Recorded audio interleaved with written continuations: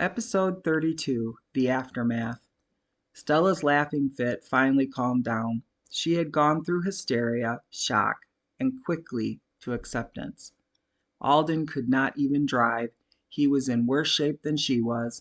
Stella glanced in the rearview mirror. All the kids seemed fine about the twins. They probably figured, what's two more? Alden plopped down in the living room. He was not watching TV. He just sat there staring off into nothingness. Stella sat on the footstool across from Alden. You okay, babe? Stella asked softly. Alden looked at Stella. Why are you okay? Why am I the only one freaking out? Stella, what are the odds that we are about to have another set of identical twins? That shouldn't even be possible. Stella snickered. You were in the same room with me when I almost peed myself from laughing. Almost to death, right? Alden frowned. You seem fine now. Why is that? Well, I look at it this way. If we can raise 6 kids, we can raise 8. Besides, it is what it is. Alden just shook his head. He was not at acceptance yet. Denial, for sure. Alden sighed. It was a long sigh. He sounded like he was doomed. Stella patted Alden's leg. Come on, honey, cheer up. There is a bright side to everything, Stella said. What is the bright side? What could possibly be the bright side? Alden grumbled. Well, because you get your vasectomy surgery in 2 days, you never have to worry about impregnating me again. Stella looked smug as she delivered that reminder. Alden shot forward. 2 days?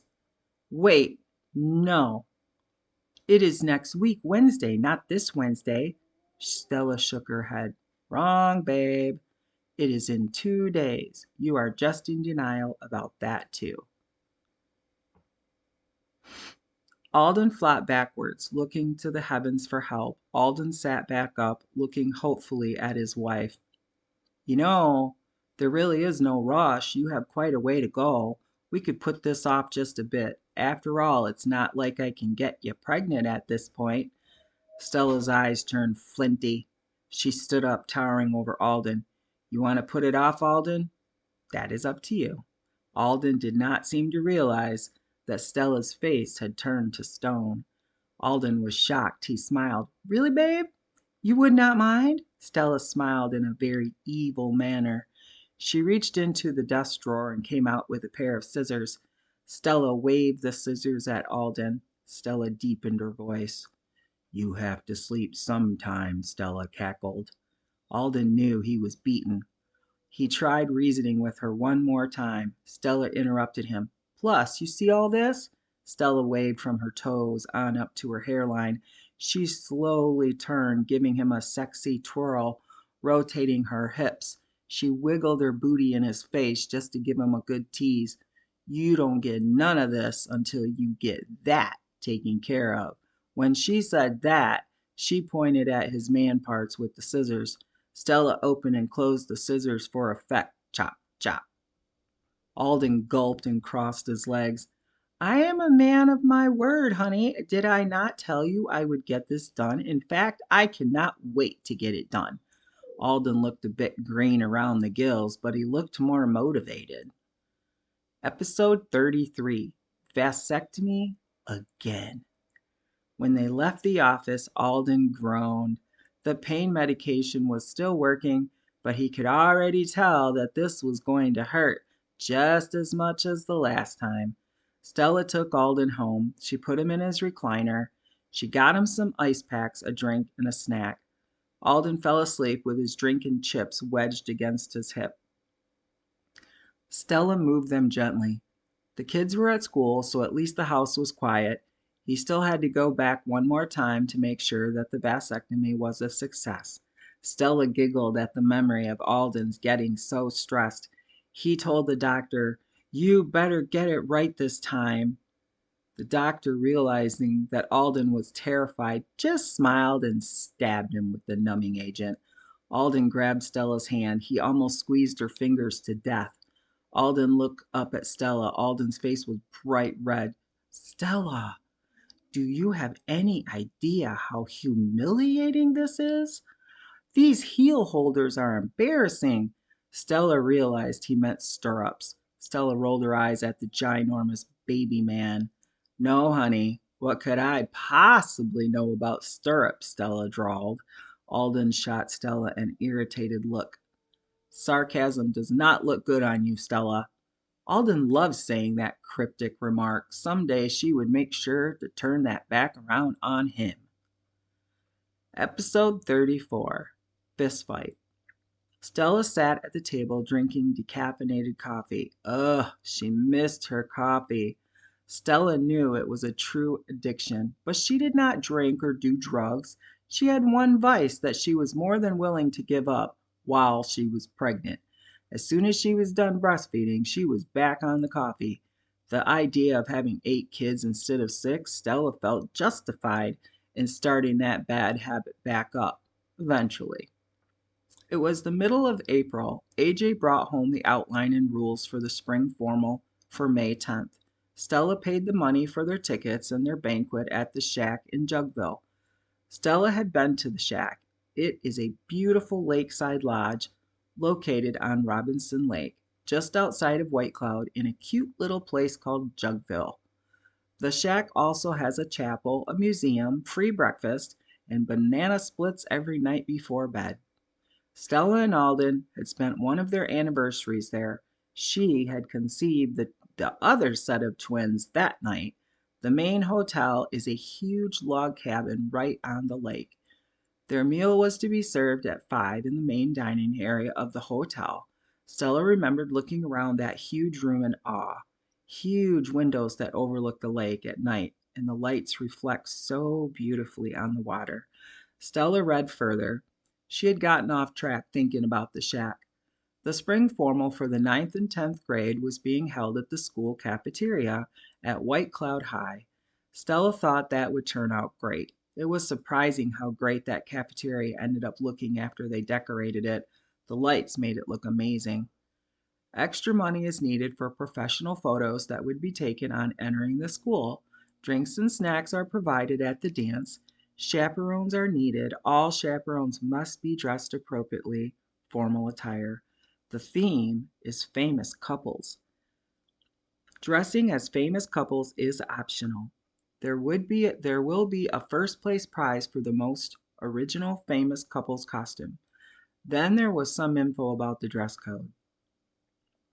Stella still could not believe her oldest son was going to a school formal, and here she was pregnant. Stella and Alden were not exactly the proper example of how to use birth control effectively. The kids walked in from school. Francine ran straight to her mama, bent down, and said, "Hello, babies," to her belly.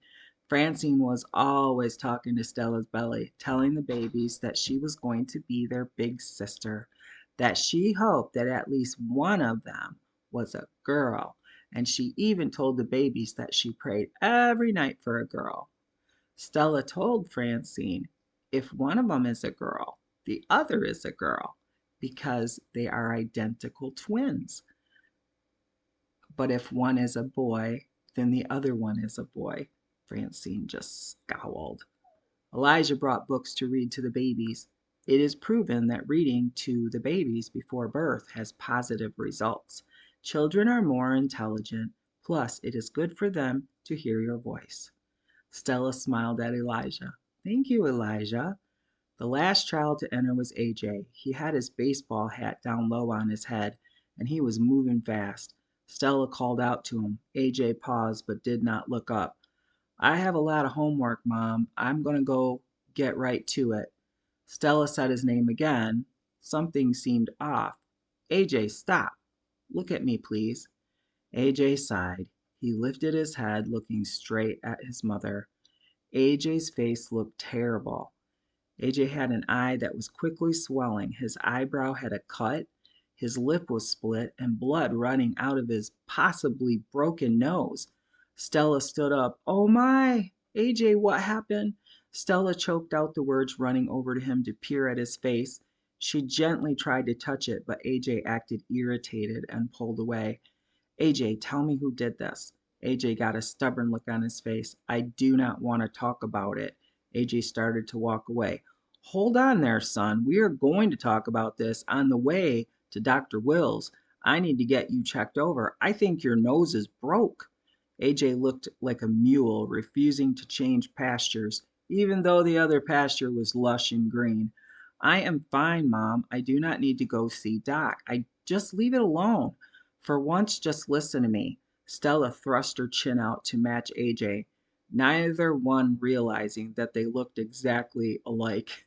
All the children glanced from their mom back to their brother like a tennis match. Stella pointed her finger at AJ. I am your mother, and if I say you are going to the walk in clinic, then you will get in that van and go. Do not sass me, boy. Now move it. AJ slammed down his backpack. He turned and charged out to the van.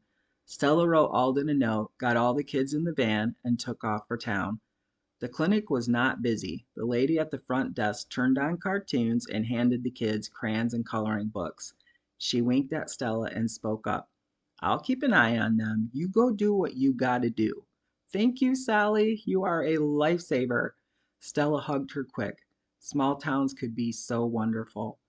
Dr. Wills looked AJ over. He made AJ take off his coat. After a thorough examination and a couple of x-rays, Dr. Wills told Stella about AJ's injuries. AJ has some superficial cuts, no stitches needed. I butterflied the cut above his eyebrow. The nose is not broken, but he has a couple of cracked ribs. Stella gasped. Her hormones kicked in and she started crying. AJ groaned. Mom, come on, Mom, do not cry. I am fine. It hardly hurts at all. But it does hurt. My baby is hurt. Stella sniffled some more. AJ hugged his mom. She hugged him back gently. Dr. Wills spoke up. Any chance you want to tell us what happened, AJ? AJ got a stubborn look on his face again. He was not talking. Stella tried pleading, threatening. Finally, she told him that if he did not tell them what had occurred, that he was not going to the dance. Stella saw AJ's face fall. He hesitated, then shook his head no. Then I won't be going to the dance, Mom. And that is okay, AJ answered quietly. AJ grabbed his shirt and walked out, head held high. Dr. Wills looked at Stella. Something is going on here. Odd that he just won't share. If you find out, fill me in. I must admit that I'm awfully curious about this whole situation. Stella thanked Doc. She assured him that he would be the first to know. AJ was quiet on the way home. He refused to say a word.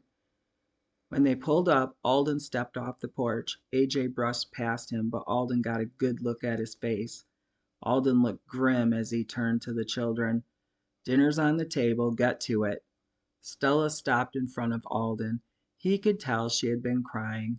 You okay, babe? What is going on here? Stella shook her head in frustration. He won't talk. He won't say what happened. He won't tell me anything. Alden looked stumped. AJ's not a fighter. That boy does not have a mean bone in his body. I think I've only seen him mad maybe twice in his whole life, but never so mad that he resorted to violence. Stella shrugged. You are assuming that he got in a fight, but what if he got ganged up on by more than one guy? Kids nowadays can be so awful. Stella's hormones must have kicked in again because she started blubbering. Alden hugged her tight. Stella looked up into Alden's face. AJ has two cracked ribs. It hurts me that he is hurt, Stella exclaimed. Alden looked angry. He hated the thought that his boy was injured. He is off chores till Doc says otherwise, Alden stated. Stella nodded. Doc said he should be careful with those ribs for at least a week or more. He is going to recheck him in a week. Alden looked down at Stella. We will figure this out, honey. Let's give him time.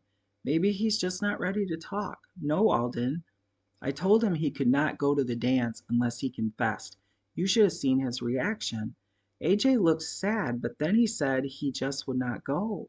We both know how bad he wants to go to that dance. Alden looked confused. Come on, we'll go eat our dinner. We can try to talk to him again, see if we can't sort this out.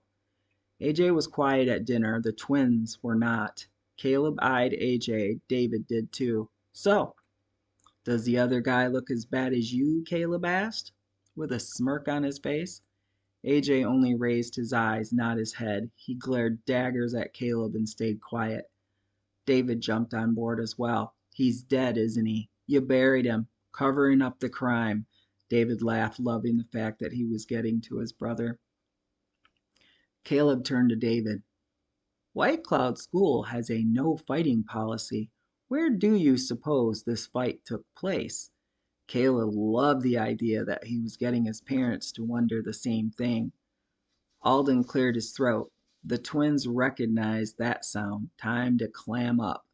AJ glanced at his parents. He almost said something, then he shook his head. Can I be excused, please? AJ asked quietly. Alden nodded.